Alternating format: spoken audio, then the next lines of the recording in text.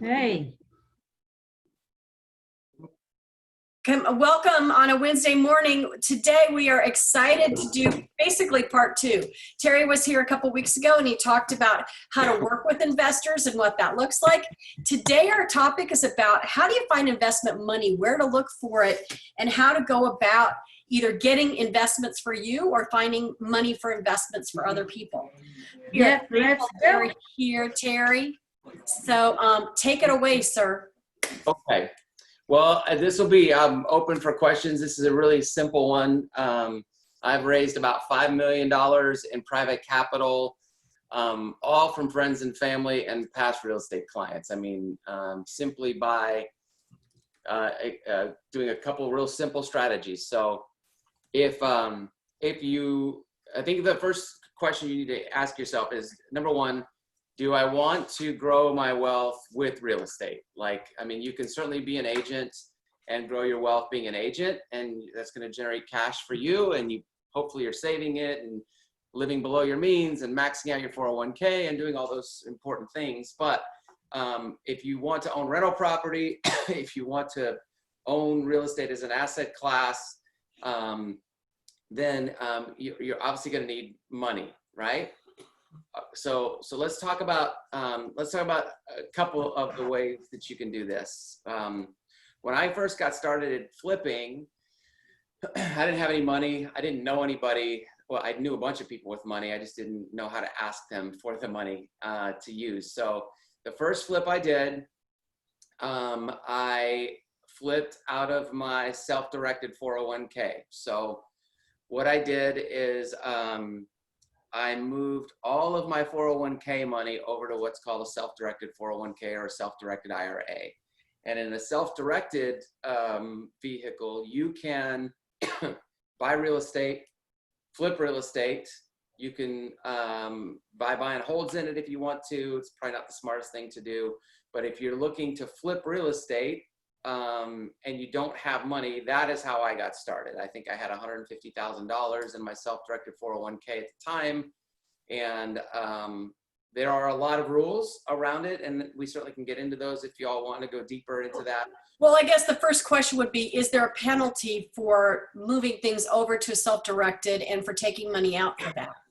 So I'm not an investment guy. I do not believe there are penalties to roll over from a 401k to another 401k, right? You're just going to self-direct.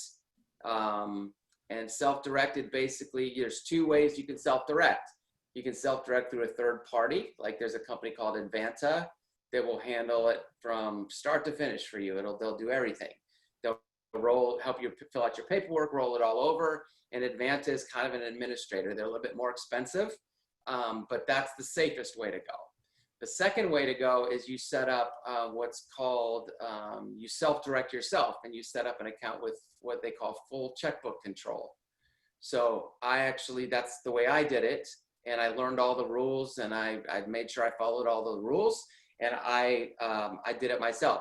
The problem with doing it yourself is if you make a mistake, they can basically dissolve your self-directed vehicle, and you pay income tax and everything on that, all that money, and they're going to force you to take it out and cash it out, right? So you have to be very, very careful about how you proceed. There are these things called prohibited transactions. So for example, if Julianne's going to flip a house in her self-directed 401k, she's not allowed to go in there and swing the hammer, for example. Like that's not something she's allowed to do. She has to hire a third party to renovate that house, so a general contractor. She's not even allowed to sell it as her realtor. She needs to hire another realtor to sell it for her. Yeah. Interesting. Yes. Okay. These are important things for us to know for sure. Yeah. You have to kind of keep, think about an arm's length transaction, right? It's you're operating as the administrator of that self-directed 401k, but you're not allowed to participate in it. It has to be very, very separated. Yeah. So for example, when I got started, I remember I bought a little condo for $50,000 and I wholesaled it for $75,000. And so I bought it in the 401k. A couple weeks later, I sold it for $75,000, didn't do anything to it, but cleaned it out. And I didn't take a commission because I can't, that's a prohibited part of it, right? I can't be paid. I can't benefit from that 401k, right? So, so I can't benefit until I take it out in retirement, if that makes sense. So I didn't pay myself a commission. In fact, I might have paid another agent just a flat fee of $500 to put it on the MLS. I cannot remember, but that is something that you need to do when you're self-directed, to keep everything separate. So with that self-directed, you said you can't swing a hammer. Were you able to clean it out yourself, or can you not lift a finger? I mean, the rules say you shouldn't clean it out yourself, and a lot of people do. Like, I mean, I'm telling you what the rules say. I just paid a demo guy to go clean it out. I paid him $750, and you know, you think about wholesaling real estate inside your self-directed 401k, right? As a full-time real estate agent, that is a really powerful thing. So if you can get a great deal on a house, don't even flip it, right? I mean, wholesaling is flipping to some degree, but don't even go in and renovate it, and you know you can make 50% on your money in 2 weeks. That's how I lost most of the money I had in the stock market during that 2009 crash, 2008, 2009. And so we lost a bunch of money. So then I rolled everything over into the self-directed 401k. So I'm down to like 50% of what I had, and I was trying to build it back as fast as I can. So think about it. I mean, if you $50,000, you find a little condo somewhere and the seller just says, I'd sell it for 50 grand, and Arthurine says, I'm going to buy it from you. Can we close? When do you want to close? And you take that deal down, and Arthurine knows that she can sell that thing just as it is for 75. All of a sudden, her IRA made $50,000 in a couple of weeks. I mean, if she does nothing else the rest of the year, she made 50% in her. Where else can you get that kind of return? Right. Nowhere. Right.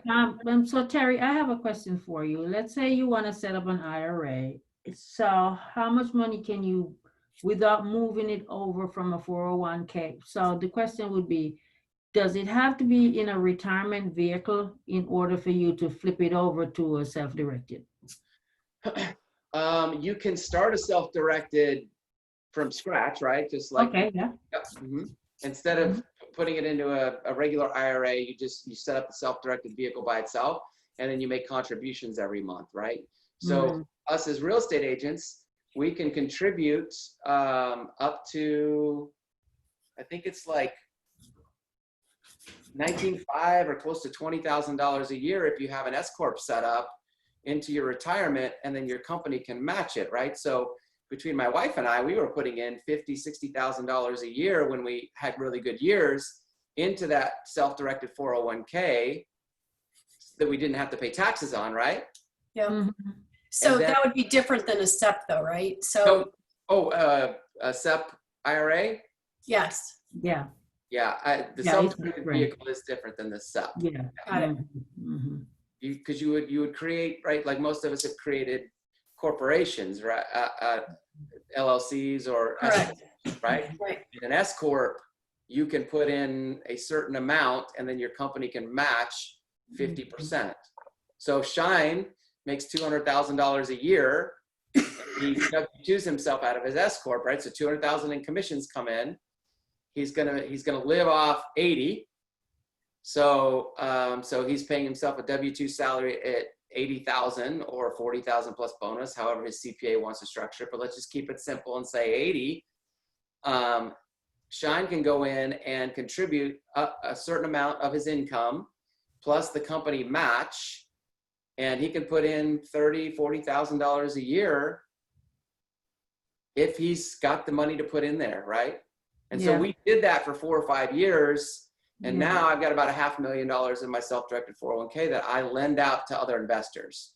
So I'm a lender now in that, because my job, my full-time job is flipping houses. But when you're a realtor, your full-time job is being a realtor. So flipping in your 401k is completely different than what you do during your day job, if that makes sense. Yeah, it's another stream of revenue and almost like a different job. So the question was, can you share with the group again, as far as setting up self-directed IRAs? You can do that on your own, or you could have somebody that sets it up for you. I would have somebody who knows what they're doing set it up for you. Yeah. There are several places you can go. Advanta IRA has a ton of resources online that you can learn about self-directed IRAs and self-directed 401ks and how they work. Great. The IRA is an individual retirement account, right? And the 401k is more of a company setup. So if you've got yourself set up as an S corp, I set mine up through my company so I can maximize my contributions. Yeah. So what are some of the rules about self-directed IRAs with holding rental properties? Are there rules? So the pros and cons, there are more cons to holding rental properties in your self-directed than there are pros. And here's why. One of the big benefits of owning rental property is depreciation, right? You could take the depreciation off your taxes today with rental property that you own. If you own, let's say, if you do any research on Mitt Romney made a lot of money by owning companies inside these IRAs. So let's say you had $3 million in your self-directed IRA and you want to go buy a company. Let's say it's a window installing company, right? I want to go buy this company inside my IRA. Fine. Then that company operates inside your IRA and generates profits in the IRA. You don't get the benefit from that today. You get the benefit from that when you retire. So you can like own things inside your IRA that are producing massive amounts of cash flow. You certainly can own rental properties. To me, the best way to own that kind of stuff would be to own a 6-unit or an 8-unit or something that's going to generate a lot more cash flow than an individual single family house. Mm-hmm. So mainly because I want the depreciation on my rentals to depreciate today. So I pay less taxes today, and which allows me to contribute that $50,000 into my 401k. Yes. And you get to double dip. Right, because later on you won't have as much taxes to pay after you're retired. Hopefully, yeah. Right. Or hopefully you do actually, but Yeah, right. Yeah. Mm-hmm. Mm-hmm. Yeah. That's one strategy, and that's how I got started in the real estate investing space, because I had my money, I didn't have anybody else's money. Okay, so that's number one. Mm-hmm. Number two, let's talk about this is assuming you want real estate to be an asset class that you own. Number two is, how do you do it with no money? Like you have no money and you want to own an asset, right? So the resource that you all have is your client database, right? Yeah.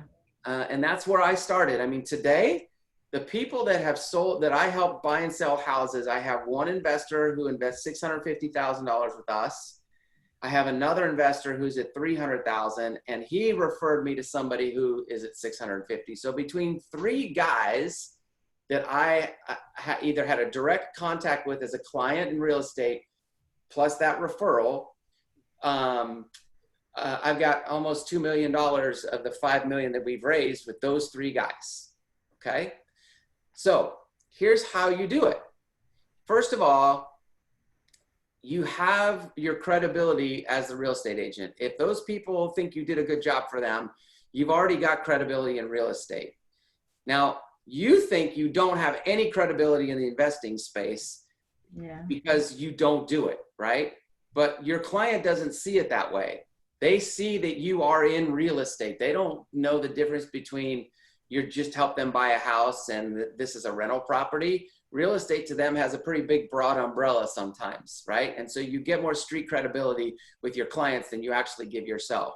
So the mindset shift that has to happen is you have to, number one, believe that you can own rental property with other people or using other people's money. And if you don't believe that, you're never going to be able to go ask people to invest with you. Notice I didn't say ask people for their money. Ask people to invest with you, right? So if you're brand new at this is the way I would go about doing it. I would post something on Facebook and I would say, hey, I'm looking to buy 3 rental properties this year. Who would like to partner with me? And that's it. If you've got decent Facebook or Instagram presence, you're going to generate 2 or 3 appointments with just that one post. If you're active in social media anyway, right? Like if you're not doing anything, then you're not going to get that kind of response. But I mean, I'm pretty active. I mean, for a guy, I'm as active as I can be. But some of you are super active. So you drop that little bomb in your Facebook feed and you just wait for people to say, I've been really interested in this. Let's get together for coffee and talk.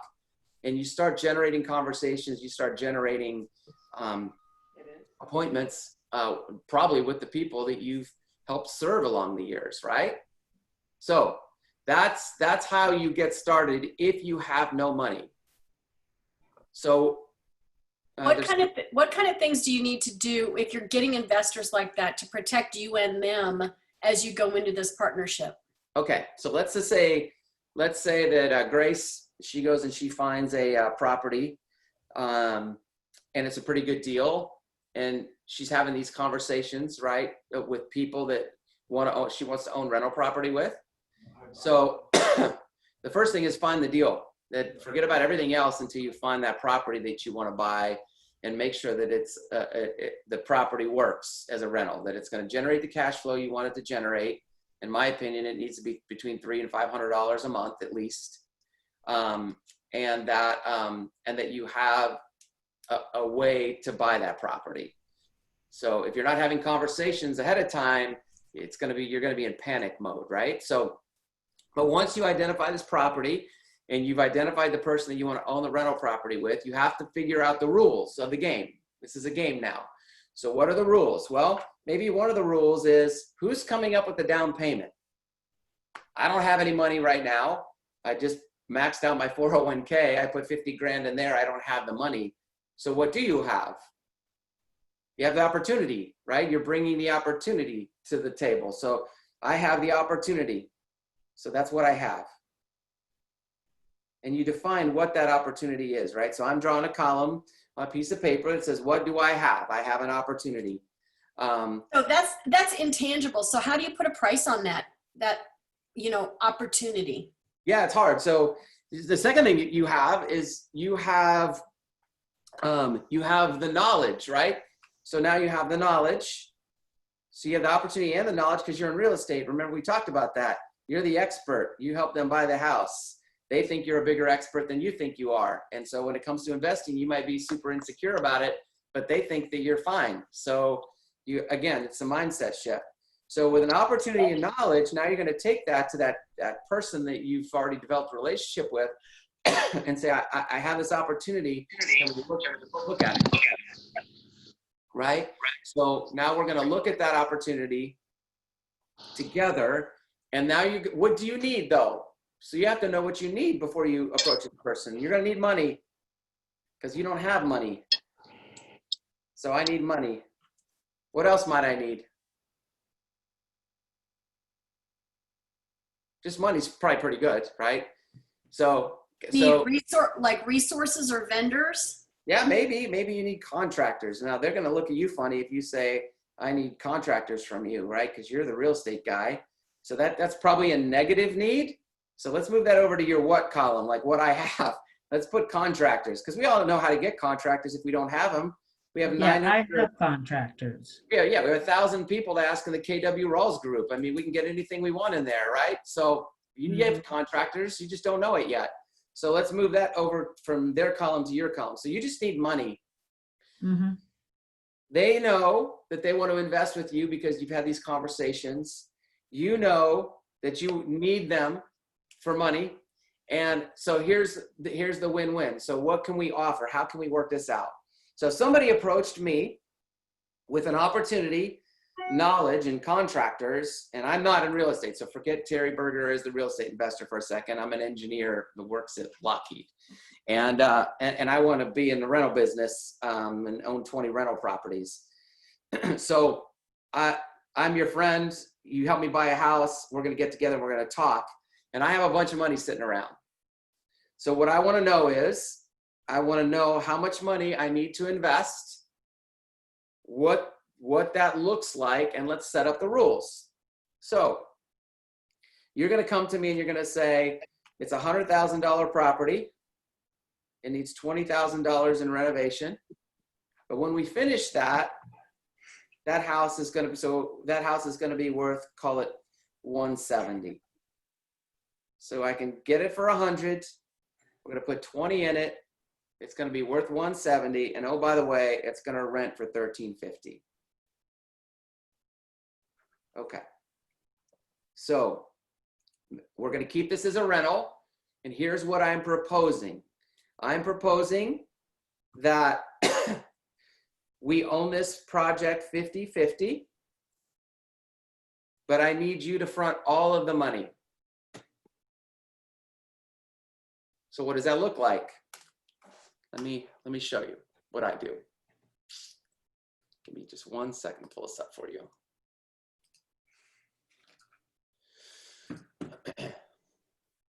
And I can share this document with y'all.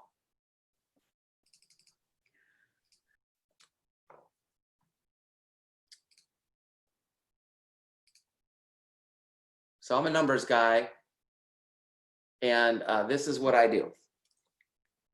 I put everything in this spreadsheet. So this is what the market value is on the project. Oh, it's funny, it's 170, exactly what we talked about. We bought the house. This is a real life example, by the way. We bought the house for $112,500. This is what it cost me. Now this is, my company bought this, Nice Guys Buying Houses. We bought this project, and then I went into a partnership personally with this other investor. Okay, so here's what my company did. My bring to the table was I identified the opportunity. I took the property down with private money. I renovated it. Cost me $22,686 to renovate it. I factored in the closing costs to buy the house from the company. So basically this investor is buying this house from Nice Guys Buying Houses, and at the closing, he's going to sign a 50-50 joint venture agreement with me, Terry Berger. So my company bought the house as a separate entity. We fixed it up. We made it turnkey. And then Dimitri, my friend Dimitri, is buying it. And these are all of the costs associated with that. Okay? Now you can ask questions about these costs if you want to, but these are not important. The important part is that I outlined all of the costs associated with that property. Here was our all-in price. So my Nice Guys Buying Houses, our all-in price was this number right here that you see. Can y'all see that clear enough? Do I need to? There we go. And then this was the net equity left in the property. This would have been a crappy flip. I mean, I would have had to pay commissions and closing costs. So we would not have made $24,271. We would have made like $8,000 or $9,000 by the time you paid commissions and stuff. But the net equity was left in the property was $24,271.38. Okay, so I sold the house to Dimitri for $145,750, basically this number, rounded up a little bit. Okay, Dimitri and I each put in that we needed a 15% down payment. Okay, which means the loan amount would have been this number. For the 145? Yeah, so if you put down, if he found an 85% bar lender, right? It's hard to find today, but yeah. So we put in 15% down. Loan amount, this is the loan amount, and then this is how much was owed by each individual. So even though you're saying you sold it to him, you sold it, half of it to him. I sold all of it to him because it was my company that owned it. And then at closing, he and I signed a joint venture agreement that Terry Berger, the person, owns it 50-50 with my friend Dimitri, right? Got it. Okay. I used the company as a vehicle and the company's cash as a vehicle to take it down, fix it up, and do all that stuff. That was part of the value add for me bringing this in. Got it. Okay, so Dimitri and I, now there's closing costs. So this is the down payment. The closing costs for the loan are right here. And so I summed all those numbers, and we each owe $13,924.75. Now this deal, I had the money in the bank, and so Dimitri and I each put in 50-50, and I used his credits, right? Dimitri had a W-2 job, the loan's in his name. That's what he brought to the table. He allowed me to use his credit. That means I don't have a loan in my name. I can go, if I find a better deal than this one that I don't want to partner with somebody on, I'm going to go take that deal down, and I don't get the penalty of having a loan in my name. See what I did there? Because you can only have, I think it's a 10, Arthurine, I can't remember. I think But it is. Fannie Freddie only allow you to have so many investor loans before you have to get a little bit more creative. So each of us paid about $14,000 out of pocket. This is the principal and interest payment. This was a condo over in Roswell, so there was a monthly HOA, monthly insurance. I put all the expenses in here. I budgeted out capital expenditures per month, a management fee if we decided to hire the management company out, monthly taxes, private mortgage insurance, everything. I put everything in there. And at the end of the day, we rented it for $1,450 for 2 years. And it generated not very much cash flow, $260 a month. That's terrible. Like, that is not a deal I would normally do, but it was good enough because it was in Roswell. It's right there off Holcomb Bridge Road. I knew it had good appreciation. And I'll tell you kind of how this deal shook out at the end. All right, now this is how I walk the investor through. Being a numbers person, normally people aren't numbers people, but when you start asking them for money, they want to know what their return is, right? Right. There's gonna be a lot of detail for somebody who doesn't think in numbers, and so I would adjust my pitch for a non-numbers person. Dimitri, my friend, is the sales manager at United BMW. The guy looks at numbers all day long, just like this with cars, right? So he gets this. And I like being in business with numbers people, not emotive people. So that's just me. So let's go through this now. Individual cash out of pocket. We talked about this. This is how much I put into the deal. This is the individual cash flow, which is basically, here's our cash flow per month. Divide it in half. This is what you get over 12 months, 15,000. Individual cash on cash return is 11.22%. So the money that we put in, this 13,940.24, is going to generate an 11% cash on cash return, not counting any of the tax benefits of owning rental property. I try to keep this simple. That's actually really not, that's a pretty decent return, really. Right, and that's why I did it. Yeah, Julian, that's why I did it. Even though the cash flow sucks, kind of. Yeah. I did because it was a decent cash on cash. Which return. is why it's so important for you to do the numbers, because if you looked at just the monthly, you'd go, well, this doesn't make any sense at all. Right. Now, this is the other thing I do for the investor is I say, okay, let's agree to hold this for 10 years. We don't have to. We can sell it after year 4 or 5, but I'm a long-term investor. I like holding my assets longer. Particularly, I'd like to hold at least 5 to 10 years. And so I'm going into business with people that have that same philosophy, right? If you're in it with somebody who wants to sell it after a year 2, that's and that's your philosophy too, great, no problem. But I like being in it longer term. So I went in and I ran out the appreciation numbers, right? And we would agree that today 3.5% is very conservative. I mean, we're looking at 5, 6, 7%. Right, but so I want to keep it conservative, keep the numbers real, and so I figured out the appreciation over a 10-year span would be approximately $62,000. Here's the equity that we bought it on. Remember, back up here, we said there was $24,000 in equity left in the project that we all split, and then here was the 10-year cash flow projection at a 90% occupancy rate. So this cash flow is $260.32 over 10 years at 90% occupancy. And here was your gross return profit before any expenses. So before you replace the air conditioner, before you fix a roof leak, before anything, your gross return, if you held it 10 years, would have been $135,000 and some change.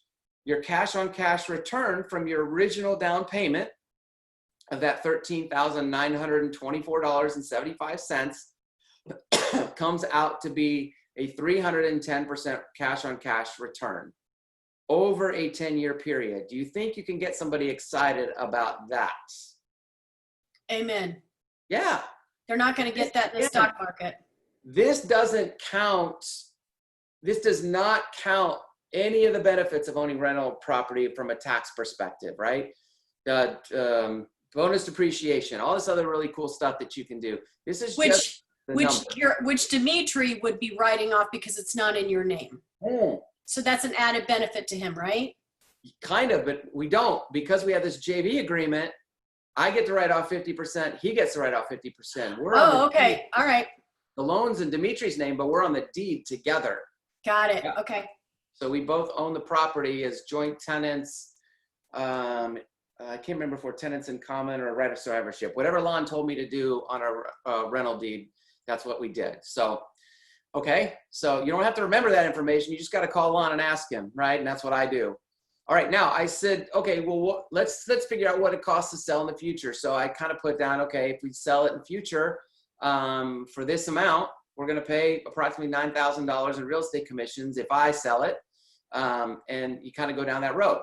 And that is how I do it with this. Now, this was a scenario where I put in 13.9 and Dimitri put in 13.9.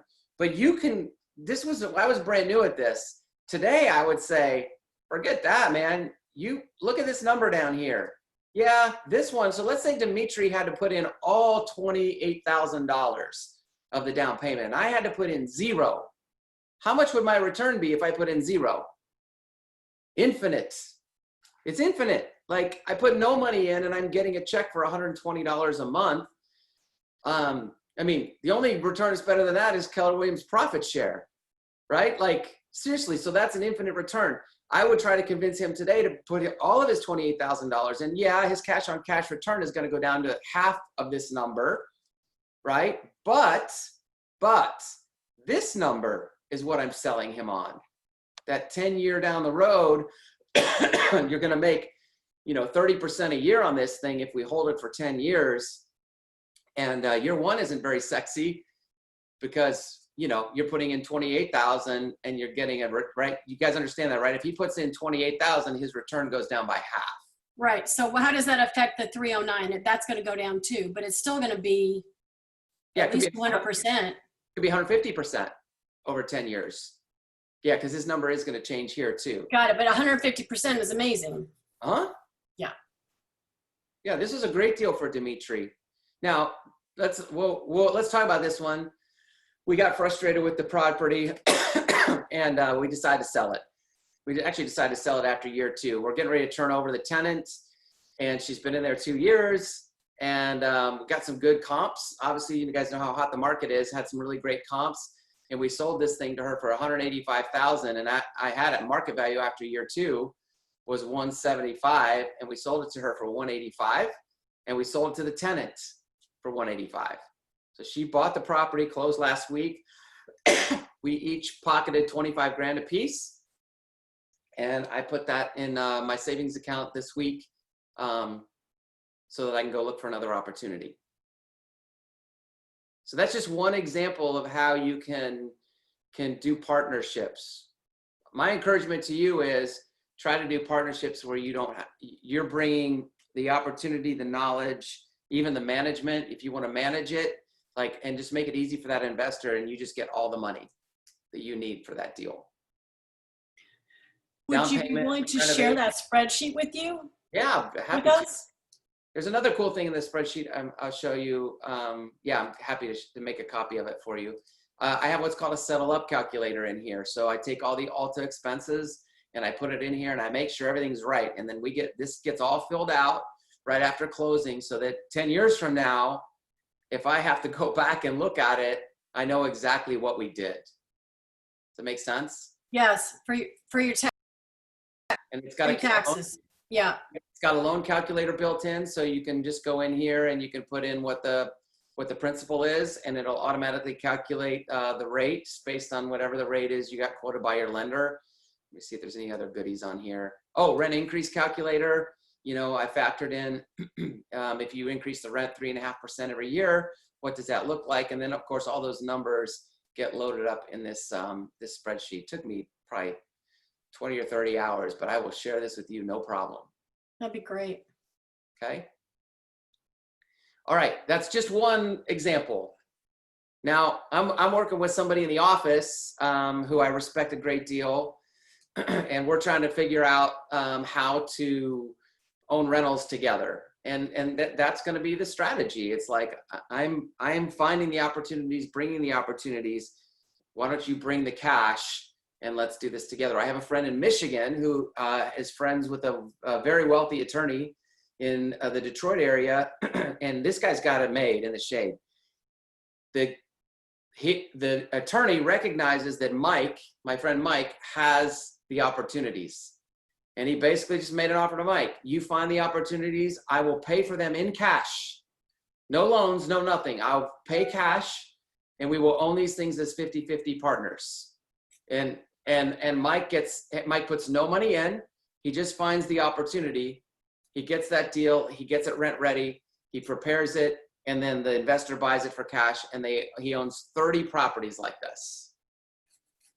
Mike put nothing in it except his knowledge and expertise, right? His financial didn't go in there. So what's Mike free to do? Take his money and throw in his self-directed IRA 401k, and he gets to double dip his money now because he's not using his money. This other investor has realized the value that Mike brings, and that is really what you want to see happen. But you have to have a pretty strong mental mindset that you are worth it. That's the thing. I was just thinking, really, it's a mindset thing. You have to know upfront what you're bringing to the table and be able to sell with confidence your portion. Absolutely. I mean, because a lot of times, like, look, I mean, you guys have heard me talk on this before. We are trained as agents to serve the public, right? We go through the NAR Code of Ethics classes. Everything's all about everybody but us. And I'm here to tell you, if you think about everybody but you're going to be broke at the end. So, and Gary Keller will tell you the same thing. So instead of being broke at the end, leverage relationships, find the good deals that you stumble across in a year, and take down that one or two pieces of property, that lot that you found that, like, you can't find a buyer for this lot, but you know Terry's building brand new houses. Okay, what's this lot worth? Well, the guy only wants $5,000 for it, but I think it's worth 35. You know, I'll buy that lot, or you should buy that lot for 5, and then you sell it to me for 35. You know, it's knowing what you know and making sure that you're open to opportunities instead of opening yourself up to how can I make other people win. It's okay to say, how can I win? Yeah. So out of curiosity, what are some of the things that would make you want to sell early if you had planned on holding a property? Let's just say, you know, let's say your partner gets a divorce. Well, that might be a condition where you have to sell early. Or let's say the partner is moving across the country, or let's say, I mean, whatever, or let's say you're moving across the country, right? There's certain reasons that you might want to sell early. There was a rental I owned with a guy, and he drank a lot and he was into gambling. I'm not that dude. So I was like, how fast can I get out of this business relationship? Right. Yeah. It's also important to know what's going on. For example, my husband and I had one that was a rental, and we purposely bought a brand new construction. We were the very first one, and we had said that we were buying it as a rental. Well, the HOA, once they got a hold of it, they started making some changes, and we could see the writing on the wall. So we got out just in time, and there was a whole bunch of issues with the HOA, and it was totally changing. So that we knew that was time for us to get out. And even with, you know, a couple of years, we made a good return for 2 years. I had one in East Cobb, and this is, you know, in hindsight, I shouldn't have got it. Was cash flowing literally $800 a month. We took over the payments for this lady. The story was during Snowmageddon a few years ago, this lady worked in Buckhead.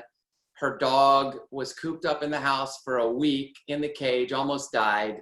And this lady was single. I mean, that dog was everything to her, right? And so when she went to sell that house, she goes, I want to live a block from where I work always. So that way I can always get to my dog. And, you know, dogs become like family to us, right? So, and this lady, that dog was everything to her. So I said, well, are you gonna buy another house? She's like, no, I'm gonna rent. I'm tired of this. And so we took over her payments. Her payments, she did a loan modification. This was back in 2013. She had super low payments, like $500 a month. And I said, if I can take over your payments I will pay your payment without fail on the first of every month. I'll screenshot the money I'm sending to Wells Fargo and send it to you every month.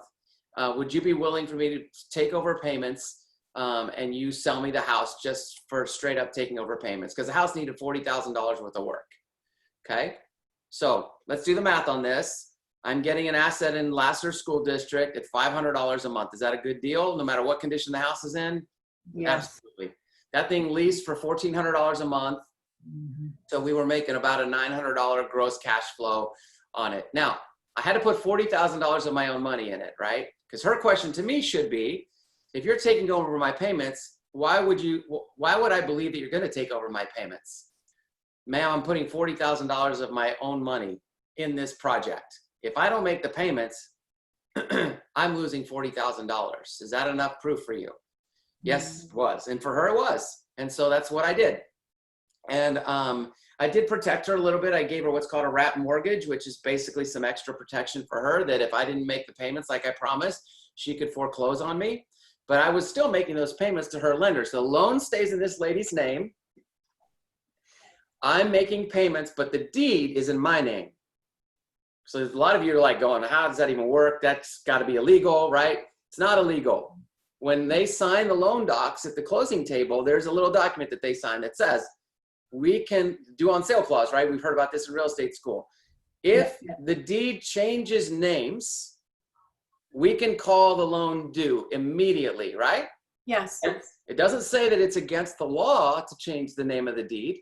It just says if it does that, the bank has the ability to call the loan due.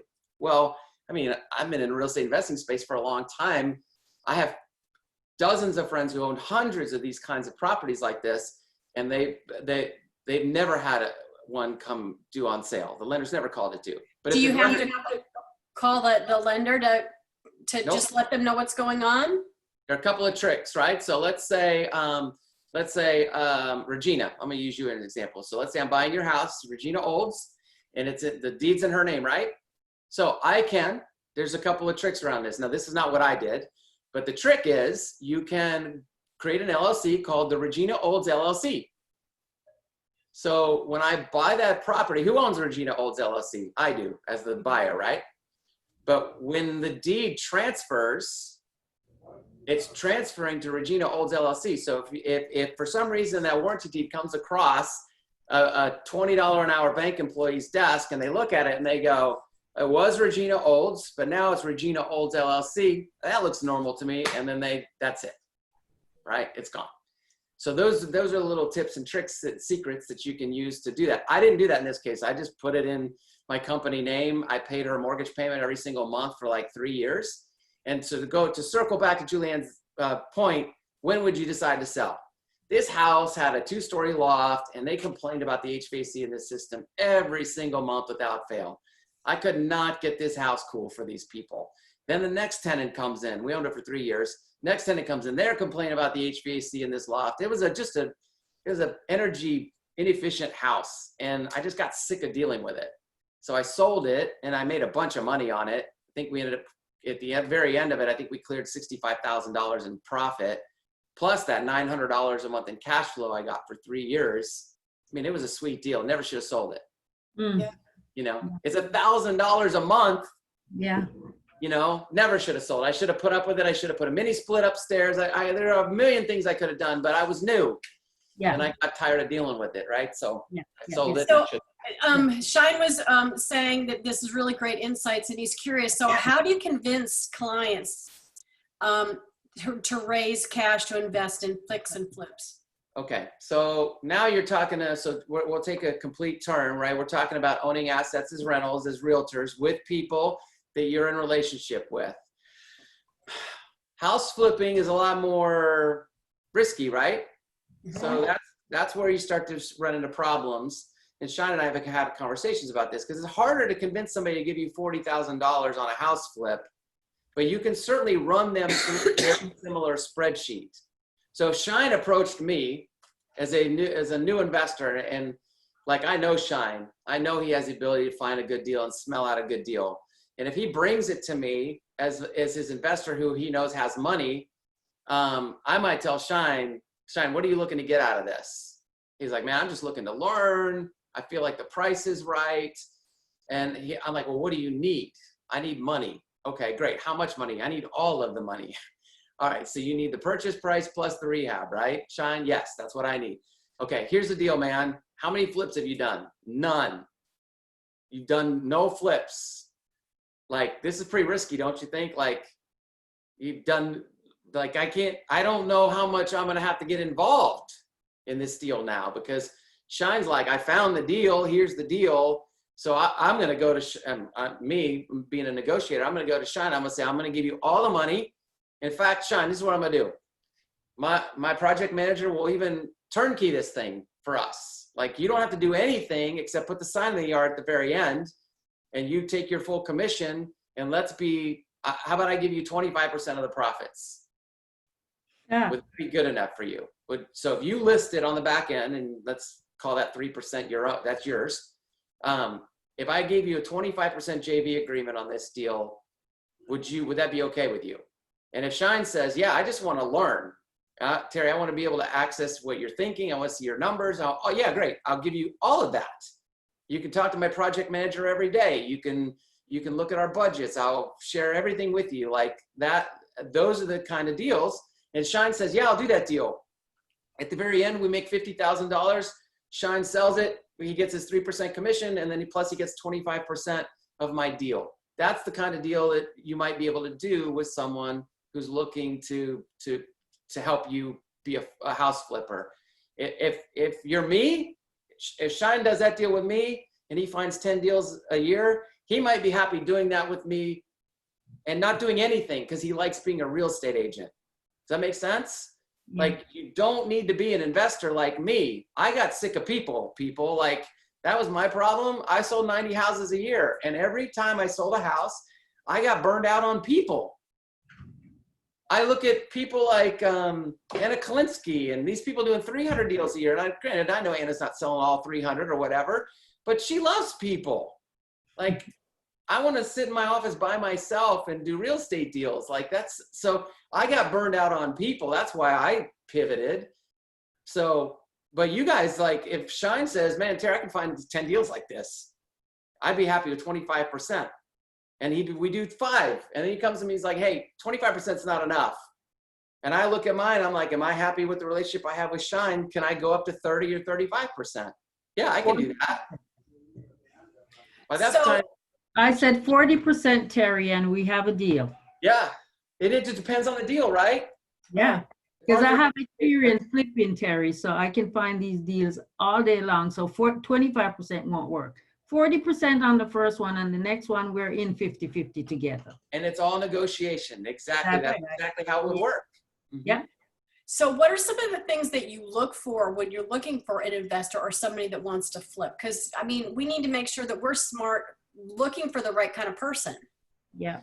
I think you just want to look for somebody who's got the same kind of integrity and ethics that you have, right? House flippers, there's a lot of bad eggs out there, just like there's bad eggs in every industry. So, but there's a lot of good people too. I think, as you run into people that want to, the one thing you have to be careful of is the want to be flippers. Mm-hmm. Like, if they're not doing it, they're going to burn a ton of your time. You're going to go out and look for houses, and you're going to try to do these JVs, and it's all paved with the road of good intentions, right? Everything looks good, but just go in partnership with somebody who's doing what you're interested in doing, and find an investor that's already doing it that will work with you.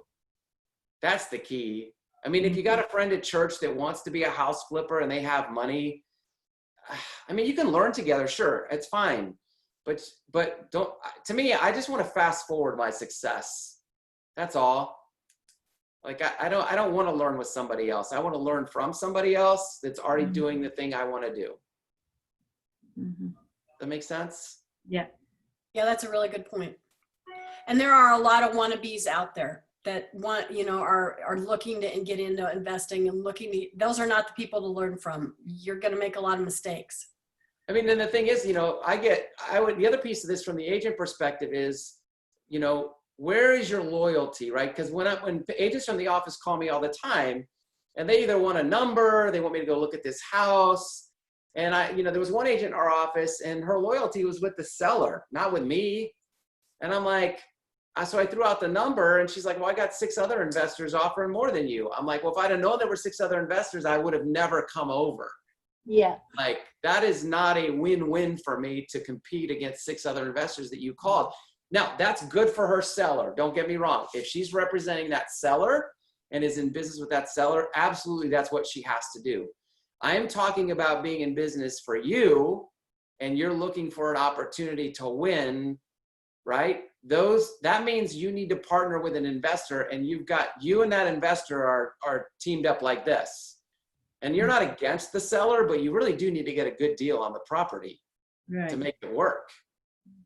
Okay. Let's see. Garrett says, what do you look for to identify an opportunity?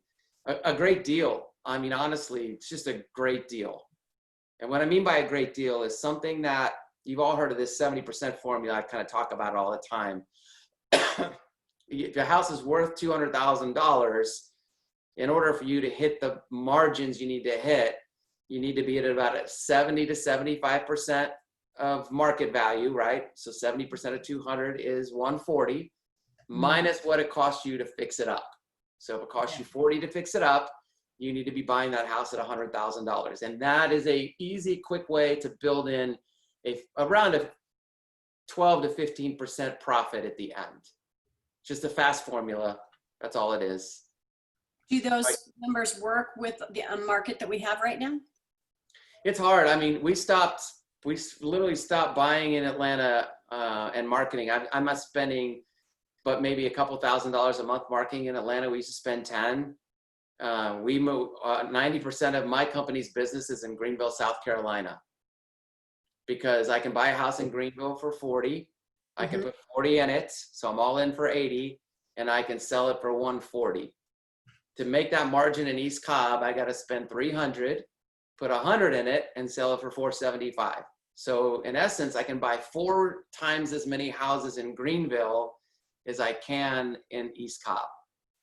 So for us, being pretty financially conservative, I only am looking for opportunities that are brought to me by referral from agents in our office, people that I'm in relationships with that bring us deals that I can help somebody else win, and we can win at the same time. It's very competitive. There are people out there they'll be all in on a property for 500 grand just to make $15,000 to $20,000.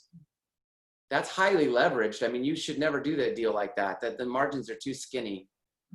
And it works when you're in an overheated market like this, right? But I don't know. I mean, everything that overheats, there's never a good ending. Right. Like we've seen we've seen this before. Oh yeah. It's going to change, and I think it's going to change soon. And when it does, you'll be back in the Atlanta market. Yes. Yeah, exactly. And we would be. Yeah. And so there's a question from Regina about groups working with Georgia Ria. Yeah. So that's a great place to network with other investors. Georgia Ria, there's a bunch of them around. I would get on Facebook groups. There's a bunch of Facebook groups. There's one that's called the Atlanta Real Estate Investors Group. Vince Crane, who's a Keller Williams agent, started.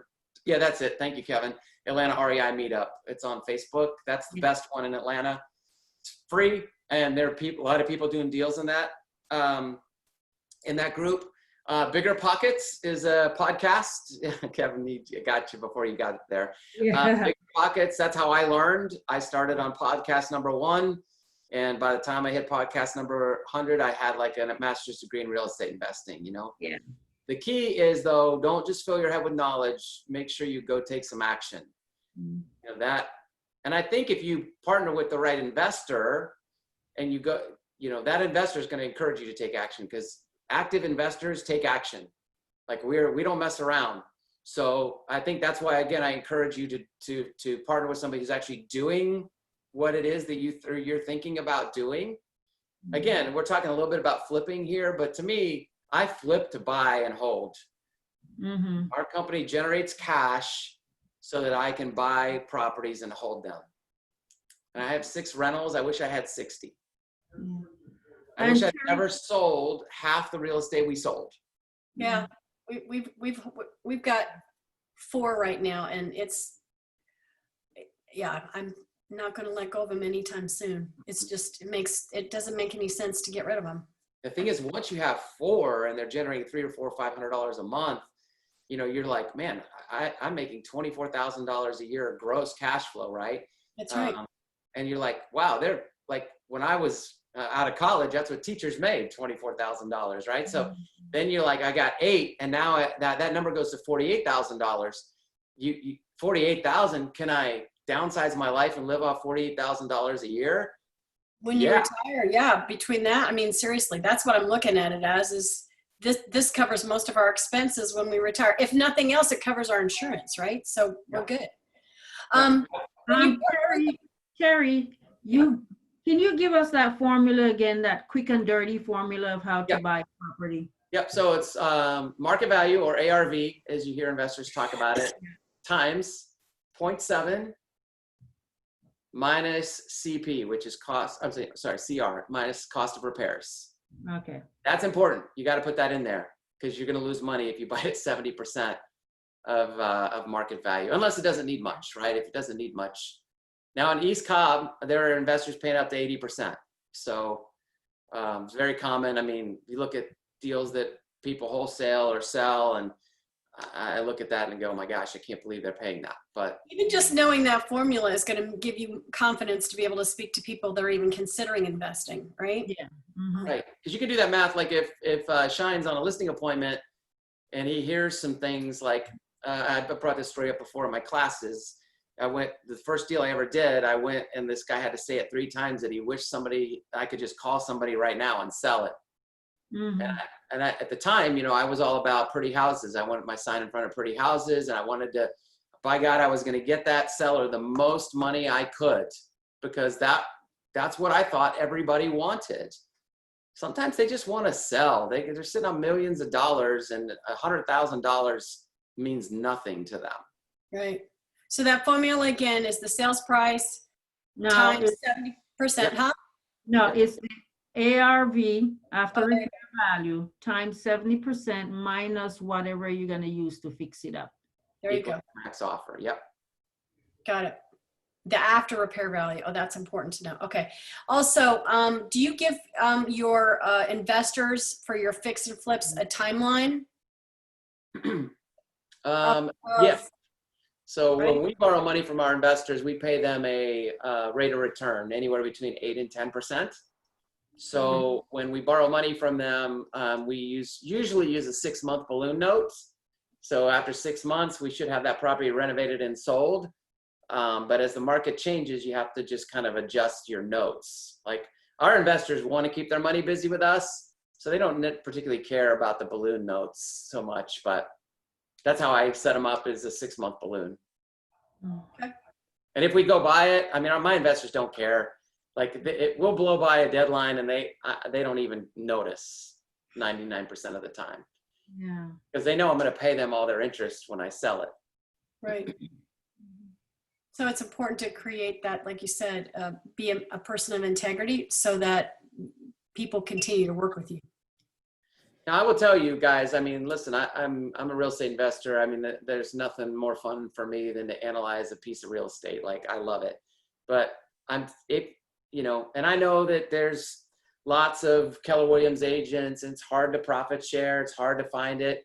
But I'm telling you right now, I mean, the best investment you could ever make is bringing an agent into Keller Williams, period. Mm-hmm. Period. Like, it doesn't cost you anything but time. And you look at some of the people, I think of the guy down in Dunwoody, the team leader down there, the older guy. I mean, he's making $10,000 a month in profit. Yeah.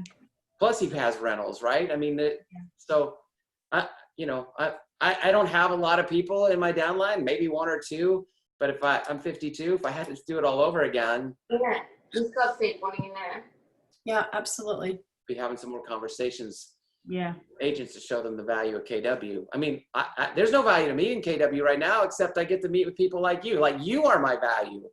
I'm not selling my own real estate at Keller Williams. I'm not working with buyers and sellers. So, I mean, I literally pay every month to be part of KW, to teach these classes to you, bring value to you. We send out referrals to people in the office who bring us deals, right? Like, for example, oh my gosh, I have this weird thing where I forget people's names when I need to remember. Eric, what's Eric's last name? Decker. Eric Decker brings us deals all the time. And we refer Eric Decker people leads that we run across that aren't going to list with us, but they need a good agent, right? I'm sending them to my buddy Eric because why? Eric only refers me as a cash buyer. Like he doesn't refer 6 people. He only refers me. And that kind of loyalty, I can't buy that anywhere. Right. And he can't either, right? Like if I give him 2 listings a year or 3 or 4, I mean, that's how we do it. Sweet. It's Any last questions? I have one, Terry. Yeah. For your CapEx, like when you're calculating that, does it vary per property? That's a great question. Like you guys are flipping them, so it's probably pretty low on your end, but. So what we do is when we hold rentals, we'll basically do a flip, full-blown flip on it because I don't want the headaches later. So I like to create a rental. When I take down a rental property, I'm trying to create a 5-year headache-free property. So yeah, we put a lot of money into our rentals so that I don't have to get calls all the time. Does that make sense? So my CapEx, when I calculate CapEx, because we put a bunch of money into the house anyway, our CapEx is going to be lower that first 5 years because we put the upfront cost in. Yeah, for sure. But if you're the type of renter, or if you buy a rental property and you're just going to leave the 15-year-old HVAC unit in there until it breaks, which is totally fine and acceptable, just know that you're going to have to budget higher amounts of repairs than just going in and replacing it. Because, you know, that one that's 15 years old that I would replace, it might last 30 years. True. You know, and who's the dummy? I'm the dummy, but I just don't want the headaches. Right. All right. Any other questions? Of course, if you Just do a have a curious question. question, like, Oh, go ahead, Ben. what are the right areas for flipping in our Atlanta metro? Just a few. You know, I don't know about the Atlanta metro. I like the suburbs personally. I like, and now in a pandemic when everybody's flocking to the suburbs, it looks like I'm a genius. But people, millennials, still like Sprayberry is a good place to find flips. Wheeler High School, you know, the hot price points, right? The millennials and those first-time home buyers. There's a housing shortage there, so I like focusing on sub 350. Okay, thank you so much. And there are plenty of places inside the perimeter where there's gentrification going on where you can get a really good deal. They're needing a lot of work, but there are places if you don't mind going inside the city. The only trick with the inside the city, and the reason I haven't gone there, is Atlanta permitting is one, but there are a lot of people that put up with that. But number 2 is if you're on a street with 10 other flippers, right, and the market freaks out.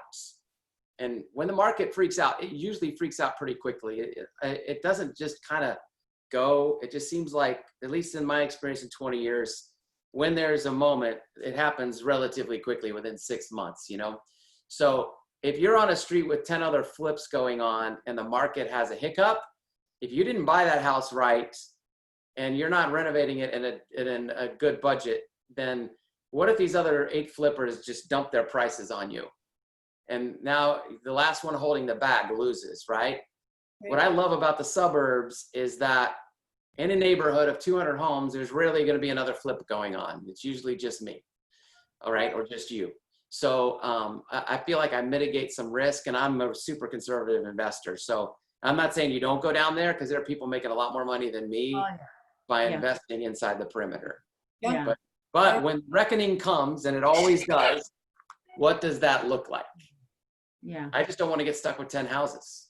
You also have the requirements, at least in DeKalb, of all of the extra plumbing issues that they've got. So you've got to have those extra permits and extra requirements to prove the low flow and all that kind of stuff. It's just more headache.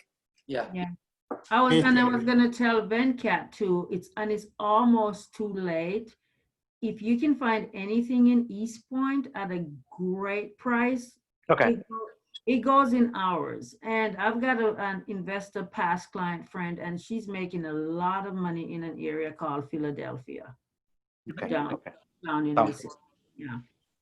Hey, Terry, quick question, right? So, I know you said you do most of your deals in the Greenville area right now. I was gonna ask, do you still use like the same contractors you had in Atlanta? So are your contractors like loyal to you, or do you just source your contractors when you get to a new market? Yeah, we source them in the new market, and that has been the biggest challenge of remote flipping I hear you. is Mhm. contract management and project management. It has been the hardest thing. I mean, we're still doing well, but that is, if there's one pain in my business, Shine, just that's it. Sure. I would think of any, I mean, we all struggle with that, is keeping good contractors, right? Yeah. Mhm. Yeah. But you can't, like me, I can't, if you're flipping here, you can walk that project anytime, you know. I have to drive to Greenville every other week, or somebody on my team does, and you know, but it is a challenge, but it's not an insurmountable challenge. Another place, guys, we're talking about, like, think about Rome, Georgia, Carrollton, Georgia, places that are a little further out that you can get to in an hour. You know, you can pick up houses in those areas for 30, 40,000 bucks. Their own little micro markets, right? Cartersville, like these little micro markets that are kind of satellites of Atlanta. You can get out there and have less competition in some of those areas. Mhm. I mean, that's what we're really basically trying to do now, is go, all right, since we're flipping remotely in Greenville, we can do this in Carrollton with Atlanta contractors, because they'll go to Carrollton or they'll go to Rome. Mhm. You know, a lot of the contractor base that we use here lives in Cartersville anyway. So, Good point. yeah. Awesome. Awesome. Well, thank you so much for being here. Remember that this has been recorded and we will have it on our quantrain.com. So that and all of our training, thanks to Kevin, who makes sure that we have those listed. Terry, thank you so much for your expertise and your time investing in us and pouring into us. And remember that if you have any deals, give Terry a shout and let him help you out, because he's willing to help, right? Yeah, I think that's the thing that I love is, I mean, I've always loved agents. And when I started doing this, like, I think it's fun to help agents win. You know, these are concepts that people don't talk about a lot. I mean, you know, we talk about making our calls and writing our notes and doing, and all that stuff's important for retail real estate, residential real estate. But you know, what happens when you stumble across the good deal? Yeah. And you can add 20, 40, 60, $80,000 of income to your year by not doing anything but just calling somebody like me. It doesn't have to be me, but somebody like me. So true. So go crush your day, everybody. Thank you. Thanks so much. Terry. Appreciate it. Very Yeah. Bye. Thanks. Bye. Bye.